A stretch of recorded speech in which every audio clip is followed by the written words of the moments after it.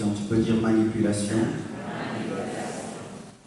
C'est employer la ruse, la séduction, la malice contre le peuple de Dieu, contre les faibles et surtout les femmes et les nouveaux convertis. Je répète, c'est employer la ruse, la séduction, la malice contre le peuple de Dieu, contre les faibles et surtout les femmes et les nouveaux convertis.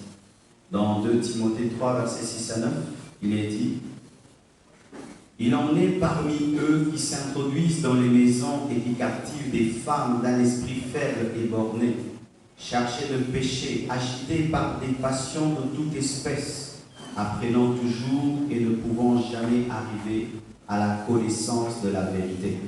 De même que Janès et Jambres s'opposèrent à Moïse, de même ces hommes s'opposent à la vérité, étant corrompus d'entendement, réprouvés en ce qui concerne la foi.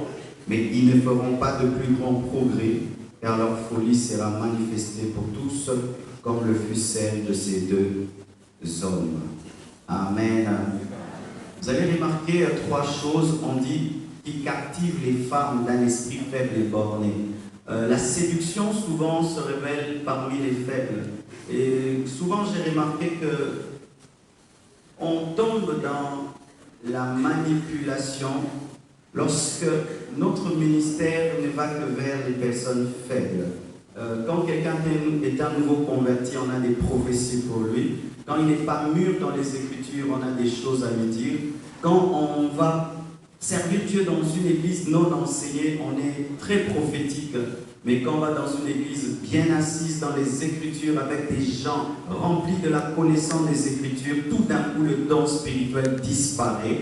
Quand le pasteur est là, on ne prophétise pas, mais quand on est dans un groupe d'intercession, on a beaucoup de prophéties. Quand on est dans une assemblée des saints, on n'a pas de prophétie, mais quand on est dans une maison, tout d'un coup, on a la prophétie. On se comporte comme le serpent qui a des choses à dire lorsque Adam n'est pas là.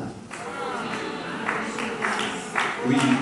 Lorsque ton ministère prophétique n'aime pas la présence d'Adam, c'est de la manipulation parce que tu sais que tu dis des choses qui ne sont pas vraies et Adam risque de te casser. On reconnaît un vrai ministère prophétique lorsqu'il s'exerce parmi des personnes matures qui peuvent juger. Car même quand la Bible dit que l'un prophétise et que l'autre juge, il ne s'agit pas de toute l'Église, mais d'autres prophètes qui jugent un autre prophète. Alléluia. C'est ainsi que vraiment les mamans, je vous demande de grandir dans les Écritures et dans votre maturité spirituelle parce que vous êtes souvent la cible des faux prophètes à cause de vos émotions. Vous aimez tout le temps entendre Dieu a dit, Dieu a dit, Dieu a dit. Une fois j'ai enseigné à l'église sur l'offrande du prophète. J'ai dit qu'on n'achète pas une prophétie. Si quelqu'un te prophétise et t'exige une offrande, le prophète ne donne pas. Et une maman vient me dire, il y a tel prophète qui est venu à la maison, il a prophétisé, il a demandé l'offrande du prophète. Je lui ai donné quand même pour qu'elle me laisse tranquille. C'est ça, des personnes faibles d'entendement, des personnes ignorantes. Les faux prophètes aiment, on dit, ils s'introduisent. Ce n'est pas qu'on leur ouvre la porte, ils s'introduisent. Et s'introduire, c'est signe de ruse et de malignité. Au comprendre que déjà c'est à Kodaki. Amen. Hein? Et des fois, même quand tu rentres en arrière, comment est-ce que tu entres en relation avec ce prophète? Au comprendre que de ma s'introduisent dans les maisons, pas s'introduisent dans les églises, parce qu'ils aiment opérer en secret. Parce que là, on ne juge pas leur prophétie. Et ils captivent, capturent, rendent les gens prisonniers. C'est pourquoi un prophète qui veut que toute chose tourne autour de sa personne est un faux prophète. Tu veux t'acheter, est-ce que tu m'as dit? Tu veux faire, tu m'as pas dit. Tu veux voyager, tu m'as pas dit. Pour toute chose, il faut lui dire même sur ce que tu vas porter. Ils deviennent les centres des familles, les centres des églises. Ce n'est pas biblique. Dans le Nouveau Testament, le prophète ne dirige pas, mais il confirme les directions divines. Car tous nous avons le Saint-Esprit. Dans l'Ancien Testament, on allait consulter le prophète, parce que ce n'est pas tout le monde qui avait l'Esprit. Mais dans le Nouveau Testament, il n'y a pas de consultation prophétique. Mais Dieu te parle, le prophète, pour me confirmer ce qu'il m'a dit, parce que je doute et j'ai besoin d'encouragement. prophétique, une ligne de 200 personnes. J'ai vécu cette ligne-là aussi vers 90.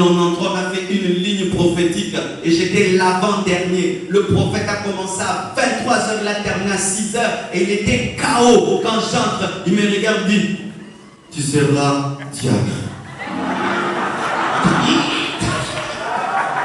Pourquoi il m'a dit que je serais diacre? Parce qu'il voulait que tout tourne autour de lui. Est-ce que c'était le seul à avoir l'onction prophétique? Il ne pouvait pas prophétiser pendant 1 heure et dire je suis fatigué qu'un autre prophétise. C'est moi le prophète de cette maison, le prophète de cette famille. Le prophète n'a pas besoin de là. Le prophète n'a pas. C'est de la manipulation. Dites Amen.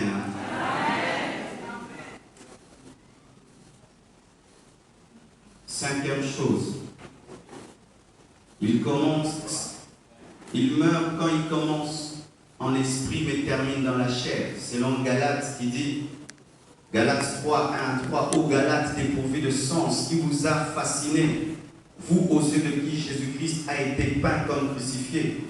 Voici seulement ce que je veux apprendre de vous. Est-ce par les œuvres de la loi que vous avez reçu l'esprit ou par la prédication de la foi?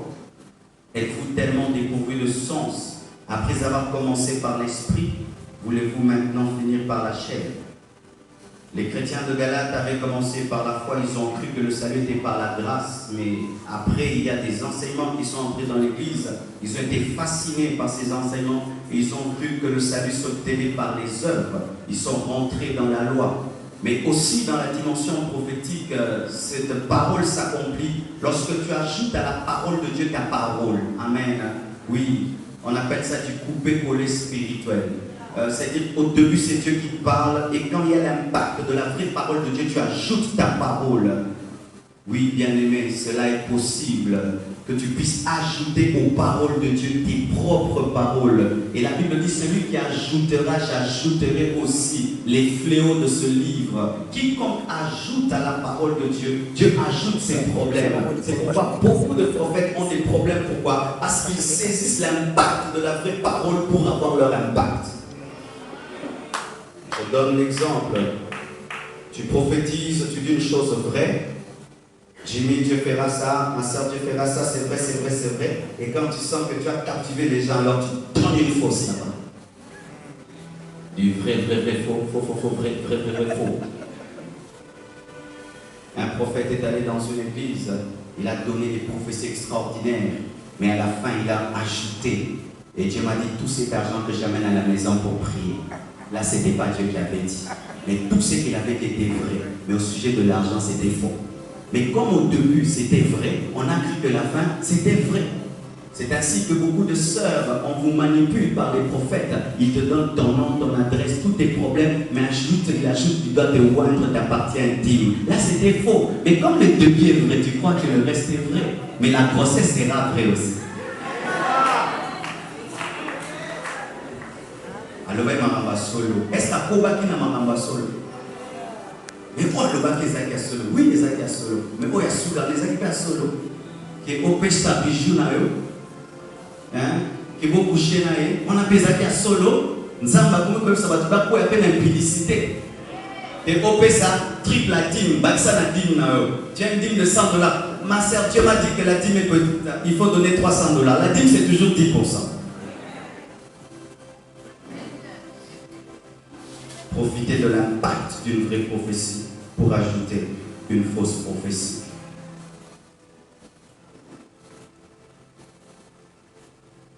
Mais il y a aussi d'autres. Sixièmement, eux n'ajoutent pas, ils retranchent. C'est l'Apocalypse 22, verset 19. Et si quelqu'un retranche quelque chose des paroles du livre de cette prophétie, Dieu retranchera sa part de l'arbre de vie et de la ville sainte décrit dans ce livre. Dieu retranche la bénédiction. Dieu dit à Moïse, parle au rocher, lui frappe le rocher. Amen. Dieu dit, parle, lui frappe. Et pourquoi souvent nous retranchons? C'est lorsque nous avons des préférences prophétiques. Et il est déjà arrivé dans ma vie d'abîmer toute une convention. Oui. Il fut un temps d'organiser des actions. On était plusieurs orateurs en un seul jour, plus de 20 personnes. Et j'étais le premier à prêcher. J'avais 2 messages qui donnaient mon cœur. Un de motivation, d'autre de responsabilisation. Je sentais que Dieu voulait responsabiliser. Mais quand j'ai regardé derrière moi,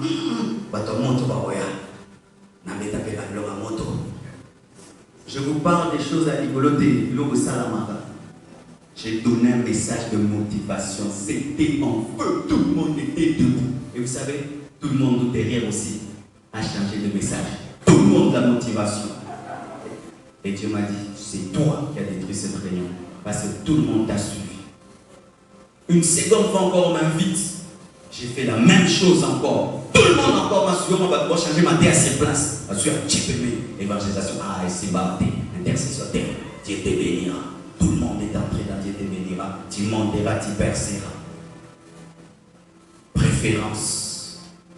Mais un 3e jour, j'ai dit, Seigneur, je ferai ta volonté. J'ai donné un message disant, si Dieu ne bénit pas, qu'il aimera encore. Il n'y avait pas d'acclamation. Mais après, tu m'as dit, j'étais touché, j'étais changé. Nos préférences tuent la prophétie. Quand ta préférence devient la réaction du peuple, jamais tu ne parleras de la part de Dieu, mais tu diras des choses pour plaire peut-être à l'autre de la convention, plaire aux gens qui disent, ça qui grave, ça qui moto, mais Dieu n'a rien reçu. Dieu n'a rien reçu. Si tu retranches ta bénédiction. Et des fois même nous pensons que dans le ministère nous sommes combattus par les démons, alors que c'est nous-mêmes qui retranchons nos bénédictions en retranchant la parole de Dieu. Tu vois que tu n'es plus béni, tu ne montes plus. Pourquoi? Quand Dieu te dit, ah, toi tu enlèves, ah, tu mets béni. Ça, je ne dirai pas. Là, je saute. Je dis ça, pas ça, je dis ça. Et au nom de quoi? Prenez ce qui est bon et retranchez ce qui est mauvais. Ce qui est mauvais, ce n'est pas ce qui te déplaît, mais c'est l'infiltration de la chair dans la prophétie. Il faut enlever l'infiltration charnelle dans la prophétie. Mais enlever ce qui est mauvais ne veut pas dire enlever ce qui est jugement, repentance, sanctification et jugement de Dieu. Amen. Ce qui est mauvais, jugement, repentance, sanctification. Ce qui est bon, tu m'enterras, tu seras bien. 7e, les faux dieux et les autres dieux. Deutéronome 18, verset 20 dit, mais le prophète qui aura l'audace de dire en mon nom une parole que je ne lui aurai point commandé de dire, ou qui parlera,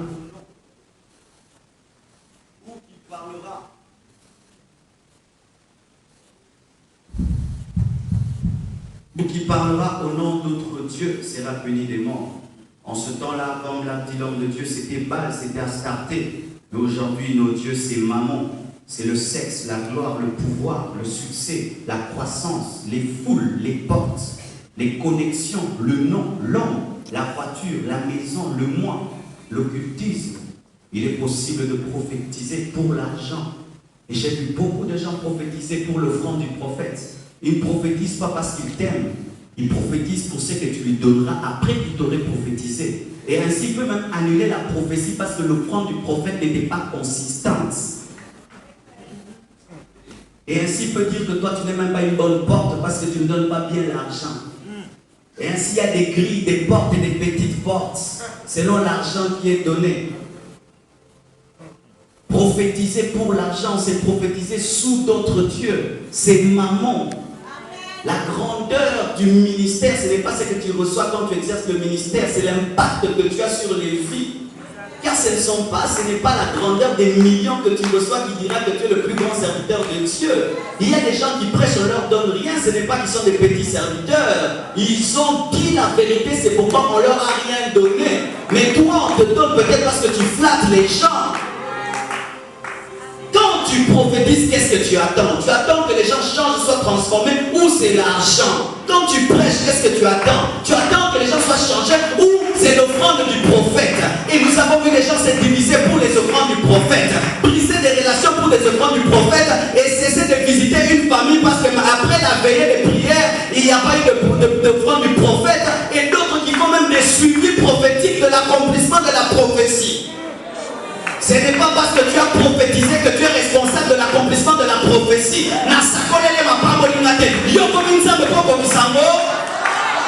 N'est-ce pas que nous sommes au bout de ton cas, on a donné prophétie ça la mara. Si vous avez au cas où il y a un va foutre là, on va au oh, moi, je vais des suivis prophétiques. L'argent. C'est ainsi que les riches ont beaucoup de prophéties, les pauvres n'ont pas de prophéties. Les riches ont des veillées à la maison, à domicile, mais les pauvres n'en ont pas. Parce que lui va donner 500 francs, donc Dieu ne l'a pas vu, Dieu ne le voit pas. Comment se fait-il que ton Dieu ne voit que les riches et ne prophétise que sur les riches et dit le Dieu des riches? Quand quelqu'un est pauvre, Dieu ne le voit pas. Il n'y a pas. Mais quand quelqu'un est riche, je vois la gloire de Dieu sur ta vie. Je vois la gloire. Il est déjà là, il est riche. Il est bien habillé, ça se voit, il a une belle peau, il a de beaux bijoux. Tu vois la gloire de Dieu, tu vas monter. C'est de la flatterie. Et la flatterie. Parle au pauvre aussi dans ta pauvreté. Dis-lui qui sera ministre. Dis-lui qui sera président. Et ainsi, nous manifestons des cœurs qui brillent en prophétisant. Comme si c'est l'argent qui nous a appelés. Mais si on a besoin d'argent, donc nous sommes dans vos d'accord, dans votre frigo, dans votre diamant, dans le monde, on a acheté. Et ça sonne, il tombe à ta chair, pour le moment, ça sonne. Est-ce que motivation de ce qui vient de nous faire au côté là-bas? L'argent. Et l'autre Dieu, c'est moi, le moi. Tu vois quelqu'un prophétiser, vous pensez que vous aimez, non? On a démontré qu'un grand prophète. Petit moment, détail à l'agir. Mais une grande grâce est une grande responsabilité. Tu dois pleurer et prier Dieu qui t'aide. Car la grande grâce, Dieu te jugera par rapport à ce qu'il t'a donné. Car il est écrit, à celui à qui on donnera beaucoup, on demandera beaucoup. Et les gens tombent dans des compétitions, des rivalités prophétiques. Avez-vous déjà vu Joseph se comparer à Daniel? Daniel, tu ne lui racontes pas ton rêve, il te dit ton rêve. Joseph, tu lui racontes ce qu'il te dit. Mais l'essentiel, c'est que le royaume de Dieu avance. Lui, il est devenu ministre au Bethléem à Saboleli au Bam. A comment fait ministre Nango? Daniel, par contre, ministre au Bethléem, il est par contre ministre. L'essentiel, c'est d'arriver. Et ainsi, on commence à chercher Dieu, non pas pour le peuple, mais pour être plus que les autres. Ça, ce sont des retraites sorcellériques. Des retraites sorcellériques où tu cherches Dieu, non pas pour bénir le peuple, mais pour démontrer une dimension plus que l'autre. Ce sont les occultistes qui cherchent la puissance satanique afin de dominer d'autres occultistes. Mais si les chrétiens commencent à chercher l'onction et les grâces afin de dominer les autres, nous sommes en plein occultisme. Nous sommes en plein occultisme. Que j'aille chercher Dieu qui me donne la puissance pour que je ne dépasse que c'est la sorcellerie. Est-ce que lorsque Esther a été mointe, elle dominait par rapport aux autres femmes ou elle dominait devant Cyrus? Elle recevait l'onction par rapport à Cyrus, pas par rapport aux autres femmes. J'ai été mointe par Égaï, j'ai dormi. Est-ce qu'elles sont foutées? C'est le roi dont elle avait besoin. Nous recherchons l'onction pour plaire à Dieu et bénir le peuple de Dieu.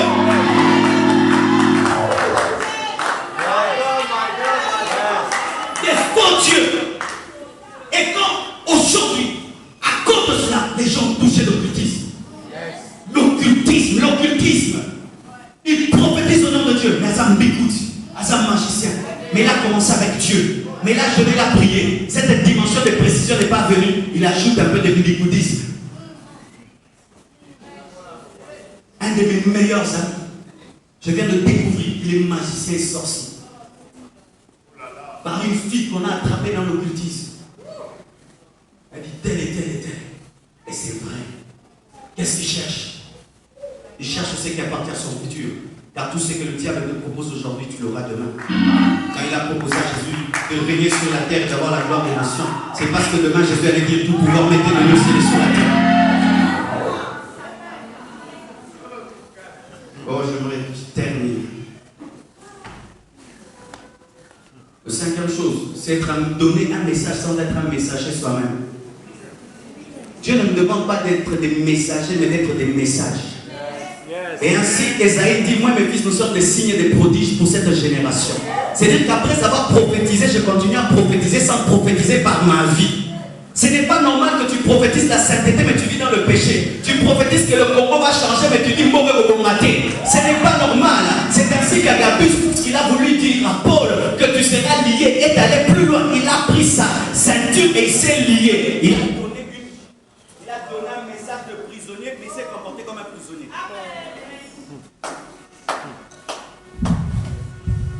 Amen. Il a donné un message de prisonnier, il s'est comporté comme un prisonnier. Il ne faut pas seulement être un messager, il faut être tout un message par sa propre vie. C'est ainsi que certains prophètes devaient épouser des prostituées pour être le message à Israël. Être David est un message. Et pour terminer, il y a encore deux choses qui tuent les prophètes. C'est qu'ils n'écoutent pas les conseils. Tellement qu'ils écoutent Dieu, ils n'écoutent pas Jétro.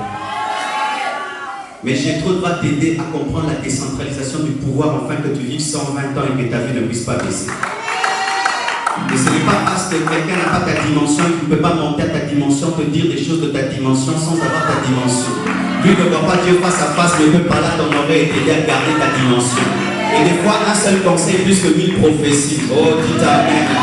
Et souvent, les prophètes, ils écoutent Dieu. Moi, Dieu me dit, Dieu m'a dit, oui, Dieu te dit tout, mais est-ce que Dieu t'a parlé de la décentralisation du pouvoir? Non, il t'a donné seulement les 10 commandements, il t'a parlé du tabernacle, mais c'est Jétro qui va te parler de la décentralisation du pouvoir et de ta fatigue. Et le dernier point, c'est que souvent nous tombons dans des camaraderies prophétiques au lieu d'être dans des connexions prophétiques.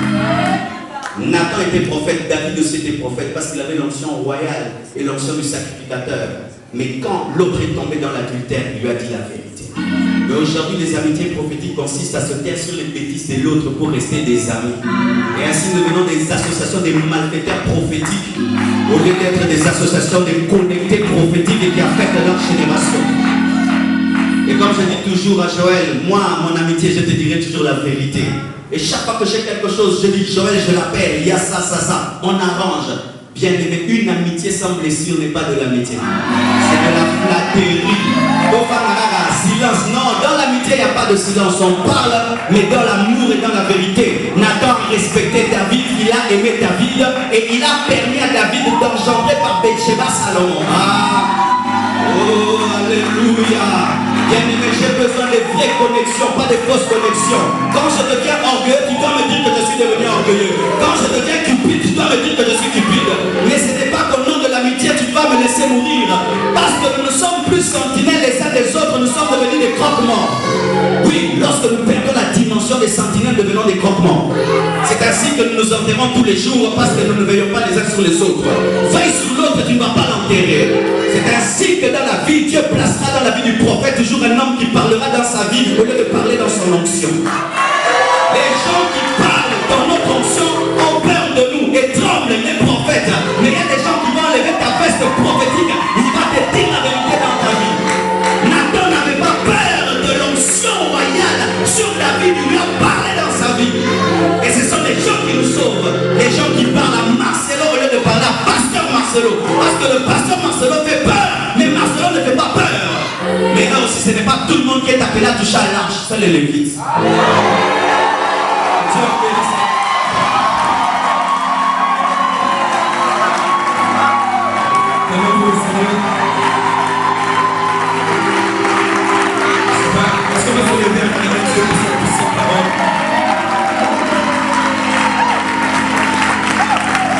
Est-ce qu'on peut honorer Dieu? On acclame Dieu.